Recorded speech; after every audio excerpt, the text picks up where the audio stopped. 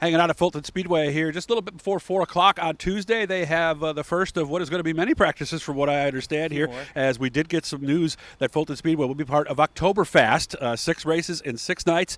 Cory Reed, of course, general manager here, also head of the Sportsman Series for Dirt Car. Boy, this came together quite quickly, and I would imagine, well, will you tell me, what's the feedback been? What are you hearing? We've had a lot of people ask us, are we going to run this year? Obviously, like every other track has, but to hear the news, people have been very excited. Obviously, it's not in the full format that they like. We'd love to be able to open the grandstands and just let everybody in like we should be able to do, but unfortunately we can't. So it's going to have a little different format. Obviously, Dirt Vision will be a big part of it, which is it's essentially that's what they're building, is a made for Dirt Vision series here. The week of Super Dirt Week in 2020. I was talking to some friends of mine before.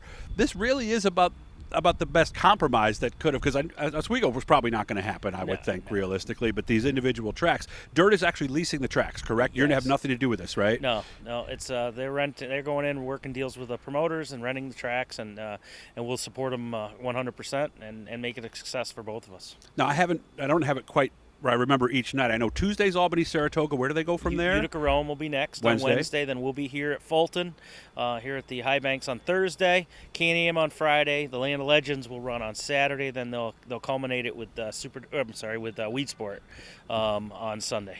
And really, these are a lot of the tracks. Albany, Saratoga obviously is the one that wouldn't have been doing this. So it's nice that they borrowed a little bit from before and are able to put this together, and still people can come to Central New York and see all these races. Yeah, we were just talking about that just earlier here. Everything's really within driving distance, which is awesome. Everything's really close. So there's really not been a big challenge for people. I know, for instance, there's race shops here in Central New York. I'm sure there'll be people working out of those. Just in between stops. We can be. I know here I can just be home. I can go to every race and be home back in my own bed. Each night if I want to be. So it's pretty cool. I love the concept. And as far as the teams, what have they been saying? How excited? Because there's a lot of teams that I talked to at the last practice here that says, if we're not racing at Fulton, I'm not racing at all this year, and now they at least get that chance to get out once. Yeah, I think there'll be some people dusting some stuff off that probably might have put them to bed already. Right. We didn't think we'd run, really, truthfully. Neither did I. And this, I'm glad Brian Carter and Dean Reynolds and the guys at Dirt Car put this together. I think it's really a testament to them and their belief in the brand, the Dirt Car brand, and also just for the racers. They did this for them. Mm-hmm. They didn't do it for them for Dirt Car. They're not going to make any money on this. No. It's really about giving the racers an awesome opportunity to, in early October to go racing and in something pretty interesting, pretty exciting. Yeah, and what do you know about the format? I heard 40 lappers pretty much. What I've been hearing, I think a lot of that's still to be determined. Mm-hmm. Healthy purses in all 4 classes. Again, they'll alternate. The various support classes will be sportsmen and pro stocks and 358s, but big blocks every night. And but I think there's still some stuff there that's still being determined. I know it all came together very fast. Yeah.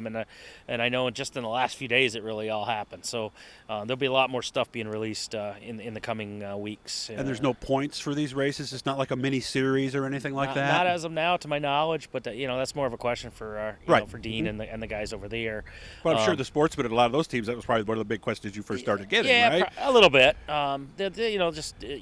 What's the incentive if they want to go to other events and whatnot. But it's really not right now. That's not really what it's about. It's about about coming to different tracks in relatively different markets. In this area, we're all pretty close, but and just trying to give them a place to race, and hopefully it's enticing because there's so many races right in a row that you'll get a bunch of people to do them all, mm-hmm. and that's really exciting on that front. So. I think the potential for huge car counts, especially like in the sportsmen, are there, are they not? I think it's certainly no excuse that you want to have one, more than one show in order to travel. Right. Now you got plenty of shows to go to and hit if you want to make a week out of it or something like that.